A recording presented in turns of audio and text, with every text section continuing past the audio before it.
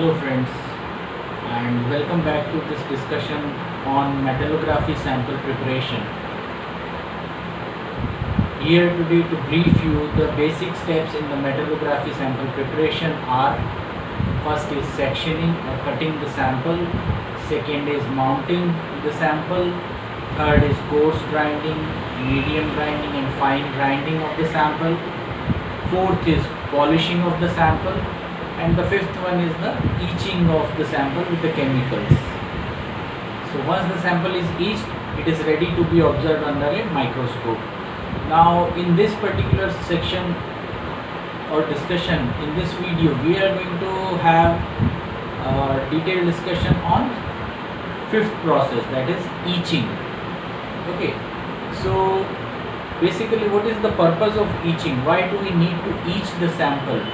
Here we need to clearly know that once the sample that we received after the final polishing, which is unetched sample, will reveal only a few structures.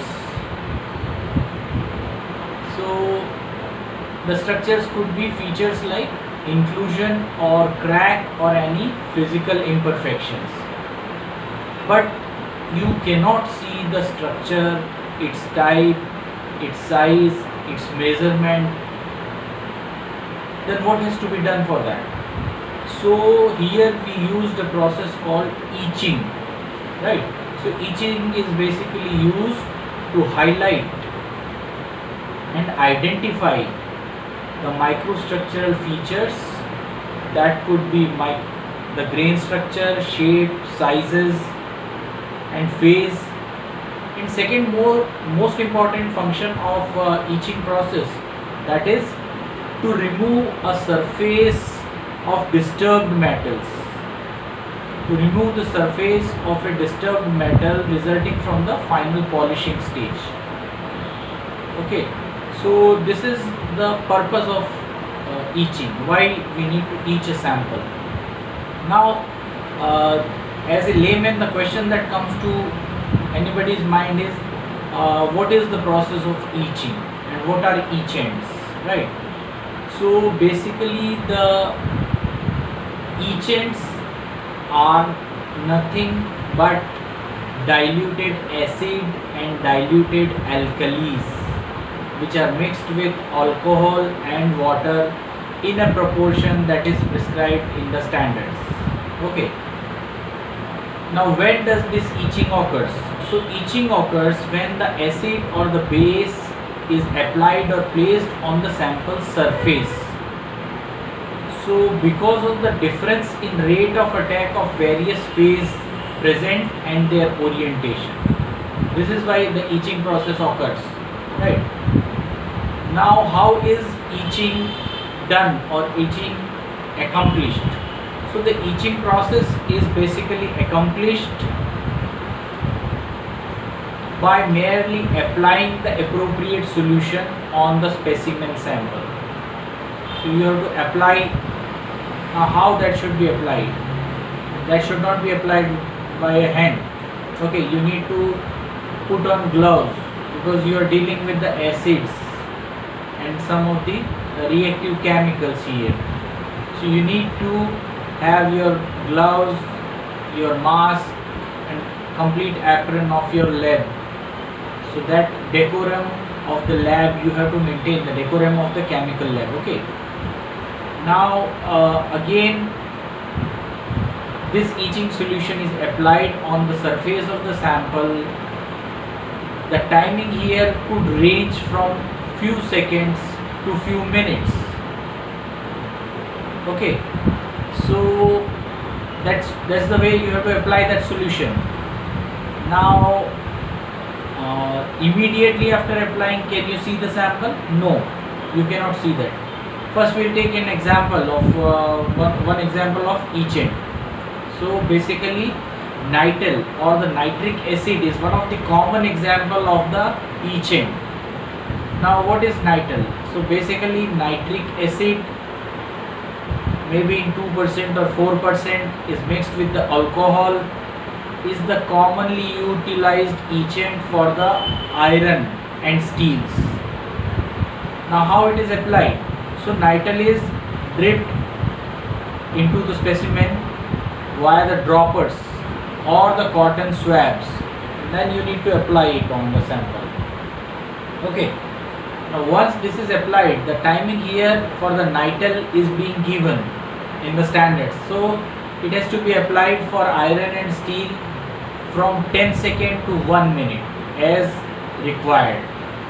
So that's how we have to apply those things. Okay. Again, immediately after applying the etchant, the sample has to be washed under a running water. Okay, don't use the hand to rub and wash this in the water also. You have to put the sample directly under the tap running water. So once you have put the sample in the tap running water, then you have to rinse it with alcohol, and again it has to be dried with the air blast. By air blast, what I mean is you need to use some special fan or the hair dryer type of small machine, directly blasting the air on the sample surface where the etching has been applied. Once that is done, the sample is ready to move on to microscope for the further analysis. Right. So this is basically the process of etching. Now again, this is the final step. So I just want to give you some idea of which are the materials, what type of etchant, and what is the application procedure. You can note down if you want. Okay. So first we take the material iron and steel. So there we use nitrile. Nitrile, how we prepare the solution? The composition is 1 to 5 parts of nitric acid and 100 parts of the alcohol. So this particular composition, the mixture of the solution, is known as nitrile. How it has to be applied on the sample? You take the sample, you have to immerse the sample in the solution, or you have to swab it with a cotton swabber. Okay, so that's how you have to apply nitrile, which is an etchant for the iron and steel. Okay, now we come to the second one. Second one is copper and brass. So again, for copper and brass, what we use is 1 part of ammonium hydroxide, NaOH, 1 part of 3% hydrogen peroxide, and 1 part of water.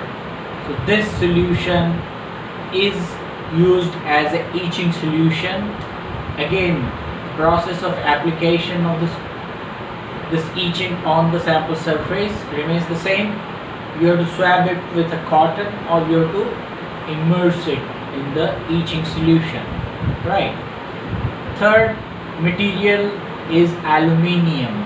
So the etchant that is being used, how we prepare that? Again, 5 to 10 grams of ammonium persulfate, 1 ml hydrofluoric acid, and 99 ml of water.